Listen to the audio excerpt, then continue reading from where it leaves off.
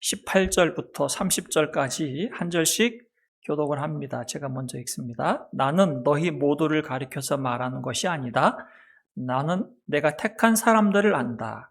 그러나 내 빵을 먹는 자가 나를 배반하였다 한 성경 말씀이 이루어질 것이다.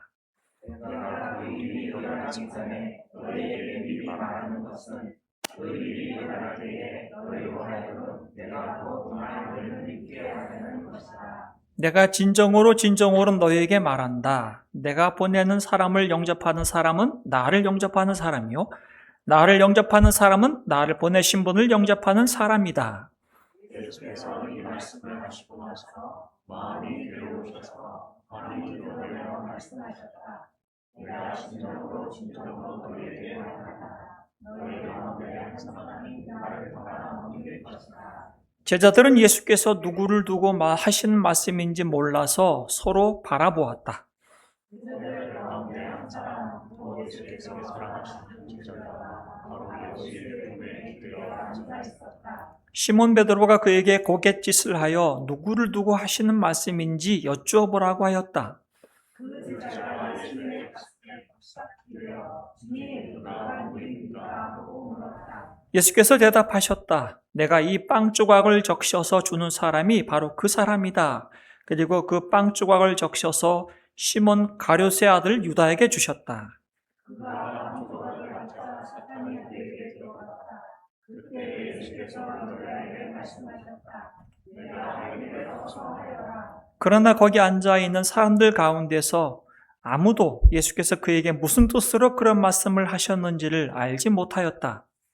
너희들은 유다가 원자를 맡고 있으므로 예수께서 그에게 너희들의 그 일의 빚을 물어내서라고 하셨거나 또한 가난한 사람들에게 무엇을 주라고 말씀하신 것으로 생각하였다. 다 같이요. 유다는 그 빵 조각을 받고 나서 곧 나갔다. 때는 밤이었다. 아멘. 여러분들에게 그림을 하나 보여드리면, 지난 2주간에 걸쳐서 식탁에 대한 이야기를 했습니다. 하나님 은혜가 흐르는 식탁. 여기는 이제 룻이죠. 보아스의 식탁입니다. 남편을 잃고 이방 여인인 이 룻 시어머니 나오미와 함께 베들레헴으로 돌아왔을 때 그를 향한 보아스의 자비로운 은혜로운 식탁에 대한 이야기를 나누었고요. 지난주에는 무비보셋이죠. 사울 왕의 손자입니다. 두 다리를 저는 정말 실패자의 삶을 살아서 숨어 살던 무비보셋을 왕의 식탁으로 초청해서 왕자의 신분을 다시 회복시켜주고 사울 왕의 토지와 재산을 다시 그로 하여금 다시 누리게 하는 이 왕의 식탁, 다윗의 식탁에 대한 이야기를 말씀을 드렸습니다. 이런 이야기를 말씀드리는 이유는 우리의 삶에 먹는 부분은 우리가 계속 식탁을 마련하고 또 누군가 같이 밥을 먹어야 하는데 그 식탁의 자리가 하나님의 은혜가 흐르는 자리가 되었으면 좋겠다. 특히 우리 가정을 믿음으로 잘 세우기 위한 우리들의 마음을 다시 한번 살펴보는 시간들을 갖고 있습니다. 오늘은 세 번째 식탁인데 오늘의 식탁은 예수님이 마련하신 식사의 자리입니다. 우리는 제자들과 함께하는 마지막 식사를 최후의 만찬이라고 하죠. 예수님은 최후의 마지막 식사를 제자들과 함께 했는데 그때는 이제 분위기가 조금 이제 무겁죠. 예수님은 벌써 제자들의 발을 다 씻기셨어요. 직접 제자들의 발을 섬김의 본을 보이셔서 발을 다 씻기신 다음에 식사를 하시게 되는 이 분위기에 보셨습니다. 근데 식사를 하시면서 갑자기 시편 41편에 있는 말씀을 예수님께서는 인용하시면서 너희 중에 나를 배반할 자가 있다. 갑자기 충격적인 이야기를 하시는 겁니다. 13장 18절 말씀에 보니까 나는 너희 모두를 가리켜 말하는 것이 아니다. 나는 내가 택한 사람들을 안다. 그러나 내 빵을 먹는 자가 나를 배반하였다 한 성경 말씀이 이루어질 것이다. 이 성경 말씀이 시편 41편 9절이에요. 그 말씀은 내가 신뢰하여 내 떡을 나눠 먹던 나의 가까운 친구도 어떻게 했다고요?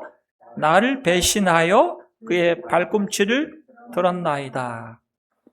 그의 발꿈치를 들었나이다 한 말은 뭐냐면 말이 이 먹이를 주던 주인을 향하여 뒷발치를 쳐서 주인을 다치게 하거나 상하게 하는 이 일을 하는 말, 발 뒤꿈치를 들었다 한 말이죠. 뒷발로 가격했다. 그 말은 자기에게 먹이를 주는 주인을 배신했다 그 말이죠. 다치게 했다는 말이죠. 그 말을 그렇게 쓰고 있는 겁니다. 고대 근동 사회에서는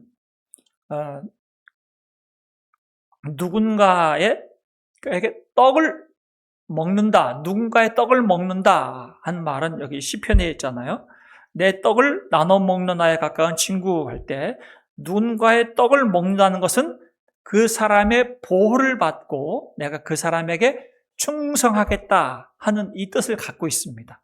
그런데 그렇게 그 사람의 떡을 먹고 내가 저 사람의 보호를 받고 난 저 사람에게 충성하겠다 맹세해놓고 뒷발질하는 거예요. 배신하는 거죠. 지금 그 시편에 있는 말씀을 그대로 인용하면서 내 빵을 먹는 자가 나를 배반할 것이다. 그렇게 지금 얘기하는 거예요. 누구를 두고 하시는 말씀일까요? 예수님의 제자 중에 가룟 유다입니다. 가룟 유다는 예수님의 제자 중에 예수님께서 그에게 특별한 일을 맡기셨어요. 어떤 일을 맡기셨는지 아시죠? 돈을 맡아서 관리하는 일이에요. 회계사 같은 역할이죠. 재정을 맡았습니다. 재정을 맡길 때 아무나 함부로 맡기지 않잖아요. 셈도 밝아야 되지만 무엇보다도 믿을 만한 사람에게 돈을 맡기죠. 그래서 가룟 유다는 믿을 만하고 셈도 밝고 해서 가룟 유다에게 돈깨를 맡겼단 말이죠. 그런데 오늘 갑자기 주께서는 이 가룟 유다가 예수님을 배반할 것이라고 하는 것을 아시고 지금 그 말씀을 하고 있는 거예요. 우리가 살면서 여러 아픔을 겪지만 가장 큰 아픔은 우리가 몸이 아픈 것도 속상하고 또 경제적으로 어려운 것도 속상하지만 가장 우리의 마음을 아프게 하는 것이 뭐예요? 배신이죠. 배신. 내가 정말 믿고 의지했던 사람에게 배신당했을 때 그때 상처는 이루 말할 수가 없습니다. 요 근래 가장 화제가 되는 인물 중에 하나가 박수홍이라고 하는 그 연예인인데 그가 형이 이제 그 박수홍의 매니저를 한 10년 정도 한 것 같아요. 이제 박수홍이 이제 그 연예인이니까 이곳저곳 활동하면서 출연도 받고 뭐 광고비도 받았지 않겠습니까? 그러니까 회사의 매니저를 하면서 개인적인 돈도 좀 이렇게 자기가 쓴 것 같고 회사 돈도 쓴 거예요. 박소영은 나중에 알고 보니까 자기에게 남는 돈이 없으니까 도대체 어떻게 된 거냐 알고 보니까 자기 형과 형수가 돈을 다 빼돌렸다. 이걸 알고 이제 배신감을 느낀 거예요. 웬만하면 형제들 간에 뭐 특히 이렇게 유명인이 이렇게 고소하고 고발하고 이러지 않을 텐데 형사고발까지 가서 2심까지 판결이 났는데 형도 그렇고 형수도 그렇고 다 실형을 받고 형수는 집행유예까지 받게 된 거죠. 수십억을 그 사이에 빼돌린 겁니다. 얼마나 배신감을 느꼈겠어요. 그렇죠? 가족, 친구 간의 배신도 속상한데 정말 믿었던 가족에게 배신감을 당하는 것 마음이 아플 겁니다. 근데 우리 예수님은 하나님의 아들이시잖아요. 그리고 모든 걸 다 아시잖아요. 자기가 진짜 신뢰하고 믿었던 이 가룟 유다가 자기를 배신할 것을 아셨어요. 근데 주님도 그 배신할 것을 알면서도 그를 품으신 거죠. 그리고 그 배신의 아픔을 직접 예수님도 경험하셨어요. 얼마나 아프셨으면 요한복음 13장 21절에 예수님께서 이렇게 말씀하셨을까요? 예수께서 이 말씀을 하시고 나서 어떻게 했다고요? 마음이 괴로우셨대요. 정말 배신감으로 마음이 괴로우신 거예요. 정말 내가 사랑하고 정말 내가 아끼는 이 제자가 나를 배신한다 하는 것을 주께서는 받아들여야 하는 이 아픔을 하는 거죠. 부모님들은 가끔 그런 경험을 하기도 하죠. 내 자녀들이 하는 말이 사실은 정직하지 않은 말을 하는 것을 느낄 때도 있어요. 그렇지만 그거를 딱 현장에서 현장범으로 잡으면 이 아이가 상처가 될까봐 넘어가 주기도 하기도 하죠. 그런 부모의 심정이기도 할 텐데, 우리 예수님은 사랑했던 제자의 배신 앞에 정말 마음이 괴로우셨다. 인간적인 고통을 느끼신 거죠.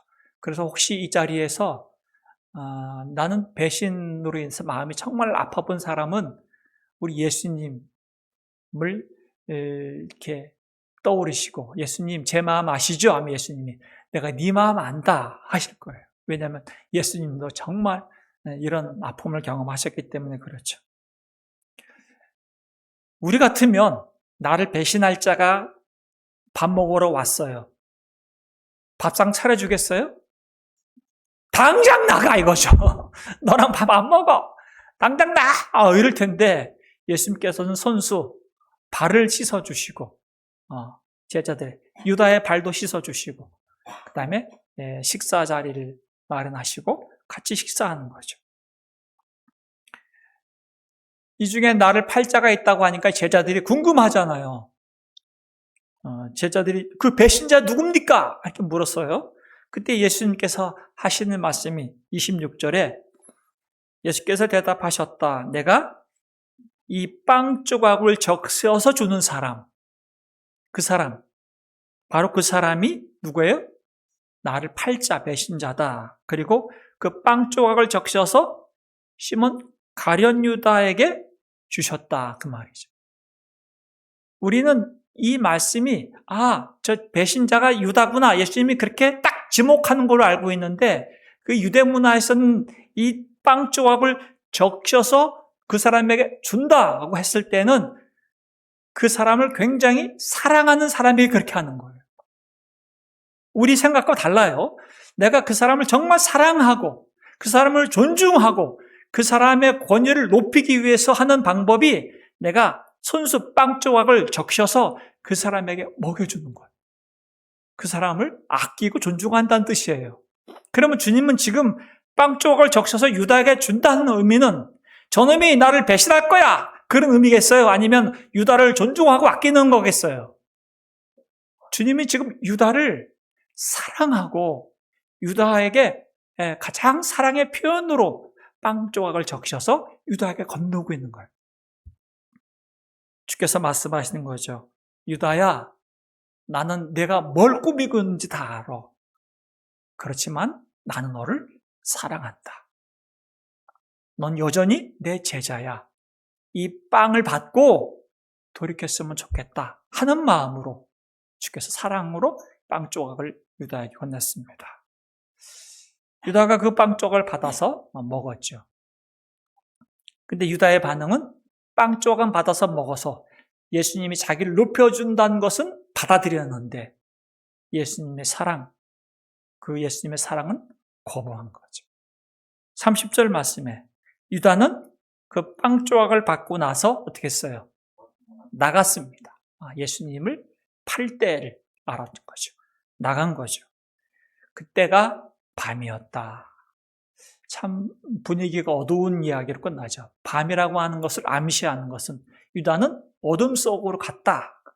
빛으로 오신 예수님의 빵 조각을 받고 예수님의 부르심을 받아서 돌이킬 수 있는 기회를 거부하고 어둠 속으로 가버리고 말았다 하는 이 이야기를 하고 있는 것이 오늘 성경의 이야기입니다.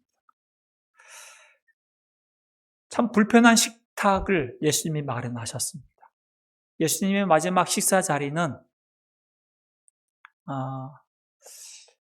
본인을 팔자가 그 자리에 있는 거기도 하고 3번이나 자기를 부인하고 배신할 베드로도 그 식사의 자리에 있고 다 예수님을 몰라 도망갈 수 있는 제자들이 그 식사 자리에 있는 것을 예수님께서는 아시면서도 불구하고 그들을 다 식사 자리에 마련하셔서 식사를 마련하신 것이죠. 어떻게 이럴 수 있을까? 그거죠. 오늘 여러분과 함께 오늘 이 말씀을 통해서 배우고자 하는 메시지는 딱 하나입니다. 어떻게 이럴 수 있을까? 나 같으면 우리 같으면 절대 못하는데 어떻게 이럴 수 있을까? 13장 1절에 그 답이 있습니다. 다 같이요. 유월절 전에 예수께서는 자기가 이 세상을 떠나서 아버지께로 가야 할 때가 된 것을 아시고 세상에 있는 자기의 사람들을 사랑하시되 끝까지 사랑하셨다. 예수님께서 그렇게 하신 이유는 뭐 때문이다? 우리를 사랑하시되 어떻게 사랑하셨다고요?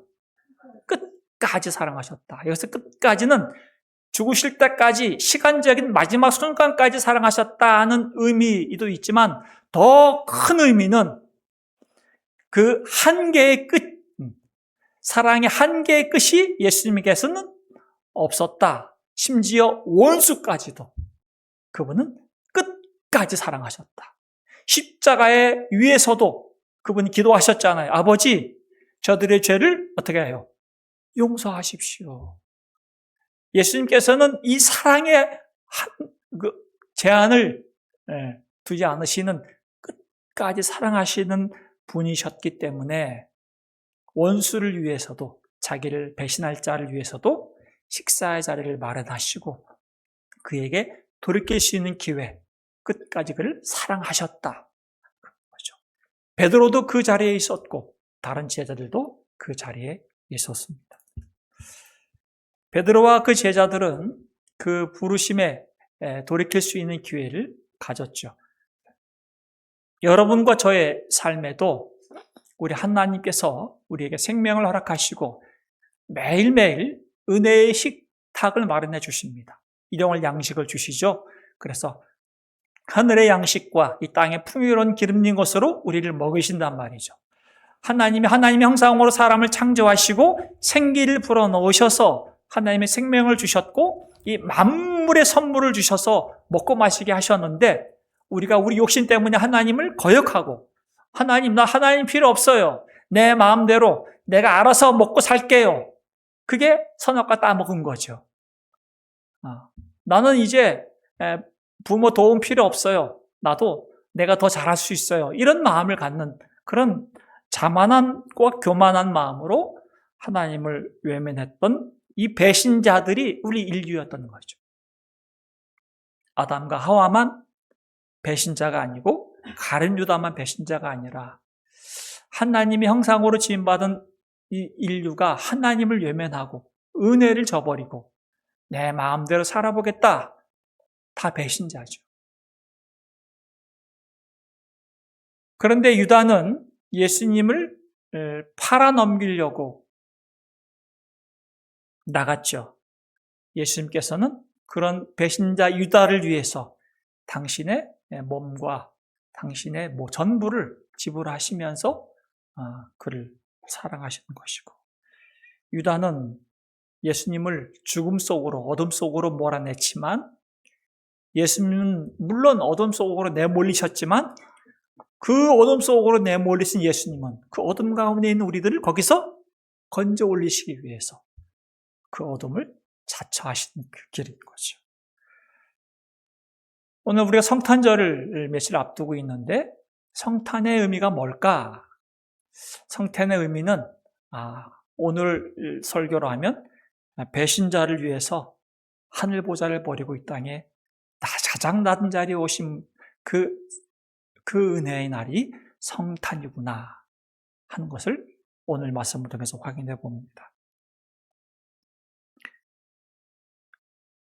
예수님께서는 이 땅에 오셔서 친히 생명의 떡이 되어 주셨고 이 떡을 먹는 자는 예수님을 먹고 마시는 자는 영원히 목마르지 않고 배고프지 않을 거라고 말씀하셨기 때문에 이 자리에 부름받은 우리 모든 성도들은 이제 예수 그리스도 안에서 주님이 마련하신 식탁에서 먹고 마심으로 인해서 풍성한 생명을 누리게 된 것인 줄 믿습니다. 이 성탄의 놀라운 은혜를 기억하는 자에게 오늘 전 두 가지 적용을 하고 설교를 정리합니다. 첫 번째, 우리는 먼저 하나님 안에 은혜 받은 배신자였음을 기억해야 됩니다. 우리는 가룟유다와 같은 자였던 거죠. 나는 직접적인 배신을 안 했습니다 할 수 있겠지만, 여러분들이 예수님을 믿기 전에 혹시 예수님을 믿고 있다 할지라도 하나님이 날마다 나에게 베푸시는 그 은혜를 감사함으로만 받는 것이 아니라 때로는 하나님을 향하여 섭섭하고 이해할 수 없어서 하나님을 향하여서 원망도 하고 때로는 불평도 하고 하는 그 모습은 하나님의 뜻과 전혀 다른 길을 걷고 있는 것이기 때문에 우리는 하나님께서 하나님, 저는 하나님의 은혜가 아니면 이 자리에 하나님의 식탁에 앉을 자격이 없는 자임을 고백합니다. 그 고백이 먼저 있어야 합니다. 저는 누구를 비난하거나 정죄할 수 있는 자가 아니라 제 자신이 가룟유다 같은 자입니다. 제가 주님의 마음을 아프게 했고 하나님의 마음을 아프게 했던 자임을 고백합니다. 앞으로도 제가 온전하지 못하겠지만 하나님의 은혜를 베푸셨으니 제가 그 은혜 안에 살면서 정말 내가 하나님의 그 뜻을 따라 살겠습니다 하는 고백을 하는 그 은혜를 기억하는 자가 되시기를 주의 이름으로 축복합니다. 두 번째는 우리가 그 은혜를 입은 자에게 주께서 반드시 주시는 미션이 있습니다. 그것은 너가 그 은혜와 환대를 받았으니 너도 이제 그 받은 환대와 그 은혜를 너와 함께 있는 사람에게 나누고 베풀어라 하는 것이 이 땅에 희망을 주는 예수님의 제자들의 사명인 거죠. 여러분과 저에게 주시는 날마다의 삶의 기회는 주님, 나 같은 자에게 마련하신 풍요로운 식탁을 주님으로부터 내가 먹고 마셨다면 이제 나도 나와 함께 있는 가족들, 나와 함께 있는 이웃들을 향해서 넉넉히 나도 환대의 식탁을 마련하겠습니다 하는 것이죠. 오늘은 그 식탁에 함께 앉는 사람이 어떤 사람이라고요?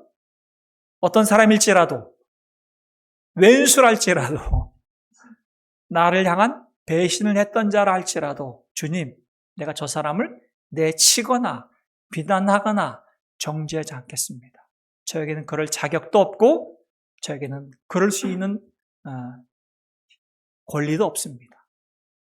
저가 오직 은혜로 하나님의 자녀가 되었고 주의 식탁에 앉게 되었으니 나도 그 사람을 향하여서 주님처럼 사랑과 환대의 식탁을 마련하겠습니다.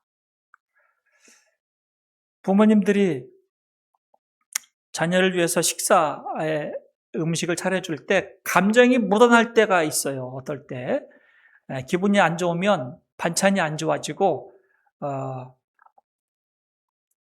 밥버릇이 반듯하게 놓이지 않고 삐딱하게 놓여질 때가 있어요. 그것은 마음이 삐뚤어졌다 이 말이죠. 이제 밥 주기 해주기 싫은데 안 주기는 그렇고 알아서 해먹어. 그러고 싶은데 그럴 수는 없으니까 그냥 대충 해서 주는 그런 마음이죠. 그런데 이제 사랑스러우면 오늘은 맛있는 거 해줘야지 하면 벌써 요리부터 표정부터 달라. 그리고 음식의 색깔도 다르고 갑자기 안 하던 세팅까지 하고 숟가락도 가지런히 놓여 있고 감동받을 수 있도록 준비하는 거죠. 그게 준비한 자의 마음에 묻어 있는 거 아니겠어요? 우리가 식탁을 마련한다고 했을 때 늘 우리는 나를 사랑하는 사람을 위한 식탁의 마련이 아니라 오늘 내 적용은 심지어 나의 마음을 불편하게 하고 나의 마음을 아프게 했던 사람까지라도 예수님처럼 은혜의 식탁을 마련하자 그거죠.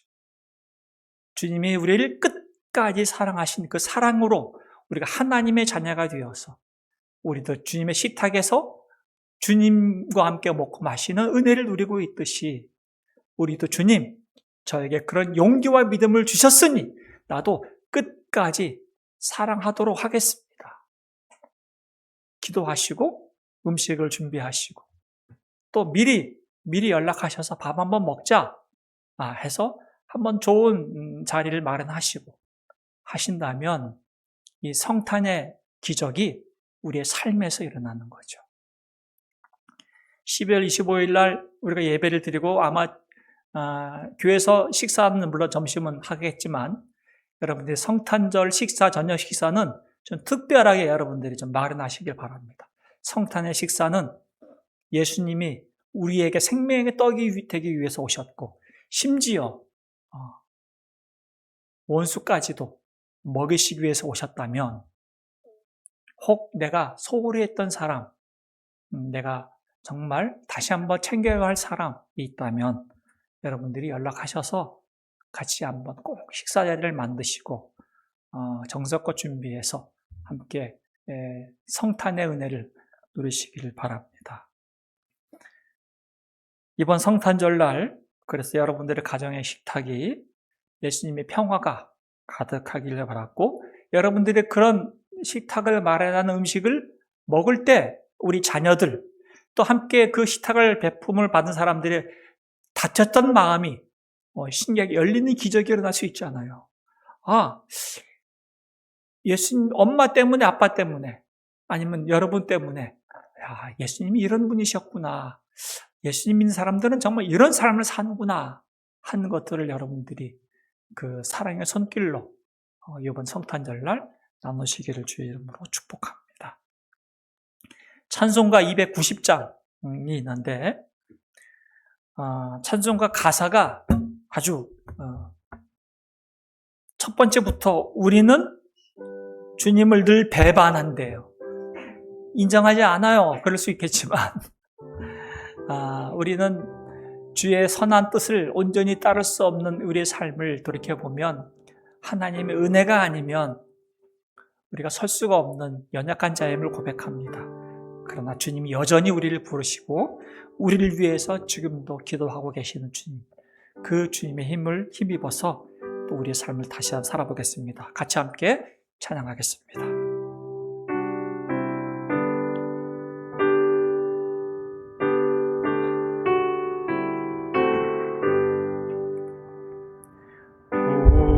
우리는 주님을 늘 배반하나 내 주 예수 여전히 날 부르 그 참되신 사랑을 베푸시니 저처럼 외신 사랑을 베푸시나니 내 형제 주님을 곧 따르라.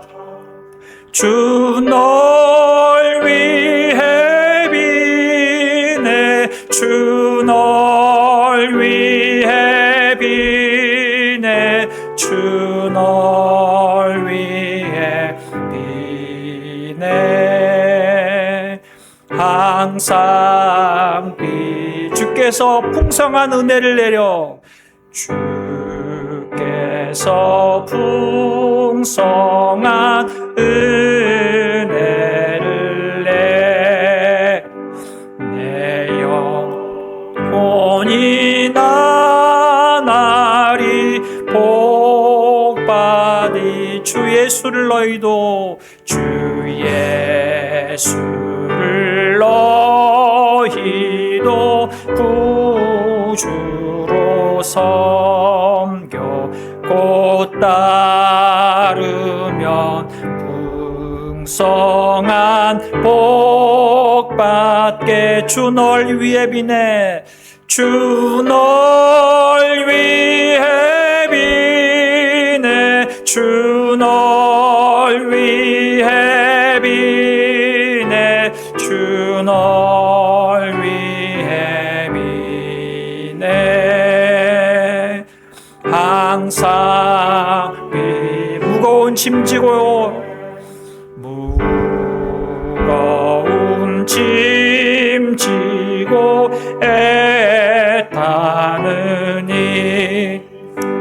주 예수께 돌아와 곧 쉬어라.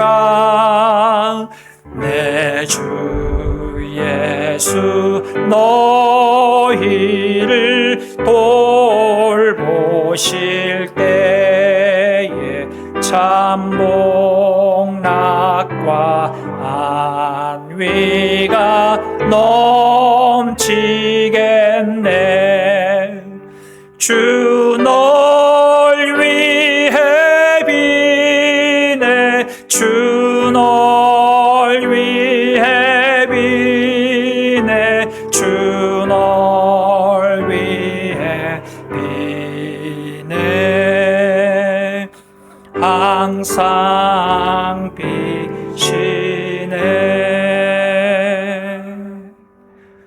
우리 주님이 우리를 위해 기도하신 것만이 아니라 우리가 기도하고 있는 우리의 자녀들, 우리 가족들, 우리의 이웃들을 위해서도 주께서 기도하고 계십니다. 우리 성탄의 식탁을 위해서 이 시간 함께 제가 기도 제목 3가지를 적어봤는데, 주님을 배반했던 가룟 유다와 같은 저희 정죄하지 않으시고 먼저 찾아와 생명의 떡을 건져주신 그 놀라운 십자가 사랑에 감사합니다. 주님을 본받아서 우리 식탁에 앉은 불편한 사람 유다를 향해 환대와 섬김을 베풀 용기를 주시옵소서. 다가오는 성탄절, 우리 가정의 식탁이 미움과 갈등의 자리가 아니라 서로에게 따뜻한 밥 한 끼를 나눌 수 있는 화해와 평화의 자리가 되게 하소서. 같이 함께 기도하겠습니다. 아버지 하나님, 우리에게 하늘의 은혜를 허락해 주셔서 이 땅 가운데 하나님의 자녀 삼아 주시는 데 감사합니다. 우리가 주님의 은혜를 기억하지 못하고 가룟 유다와 같은 저희들을 주님께서 정죄하지 않으시고 먼저 찾아와 생명의 떡을 건네주시는데 너무나 감사합니다. 주님, 이 땅에 사는 동안에 끝까지 우리를 사랑하신 우리 주님처럼 우리 주님의 그 사랑을 본받아서 우리의 식탁이 정말 그 은혜가 흐르는 자리가 되기를 원합니다. 우리의 삶에 불편한 자가 있다면 그런 자까지도 품을 수 있는 식탁이 되게 하여 주시옵소서. 성탄절 우리 가정의 식탁이 정말 서로 따뜻한 마음을 나누고 서로 화해와 평안의 자리가 되기를 원합니다. 미라클 가정들마다 하나님의 은혜가 넘치게 하시고 복음의 놀란 능력이 있는 성탄의 기적이 있는 풍요로운 성탄의 식탁이 될 수 있도록 축복하여 주시옵소서. 하나님 아버지 은혜 감사합니다. 가장 기뻐해야 할 성탄의 계절, 여전히 우리 마음에 무거운 마음으로 식탁을 마주하는 이들이 있다면 주님, 오늘 이 말씀을 기억하게 하여 주시옵소서.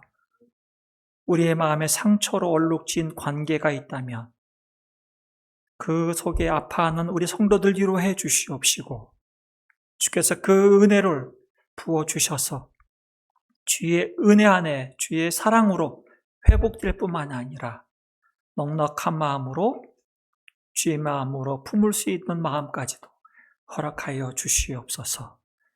주님, 우리가 주님을 배반했던 가룟 유다였음을 고백합니다. 그런 우리를 위해서 친히 이 땅에 오셔서 생명의 떡이 되어주신 우리 주님, 그 큰 사랑을 감사할 뿐만 아니라 그 사랑을 본받아 살게 하여 주시옵소서. 그 사랑을 힘입어서 우리 식탁에 우리 가족에게 따뜻한 떡 한 조각을 건넬 수 있는 믿음을 주시고 우리 식탁이 하나님의 사랑이 넘치는 자리, 은혜가 넘친 자리가 되어서 이 땅에 희망을 주는 예수님의 제자들의 삶을 멋지게 살아내게 하여 주시옵소서. 예수님의 이름으로 기도드립니다. 아멘. 이제는 우리 주 예수 그리스도의 은혜와 하나님 아버지의 무궁하신 사랑과 성령의 교통하심과 충만하심과 역사하심이 주 예수 그리스도의 은혜를 힘입어서 은혜가 흐르는 식탁을 마련하기로 다짐하는 성도들과 그 가정과 자녀들 위해 영원토록 함께 있을지어다. 아멘.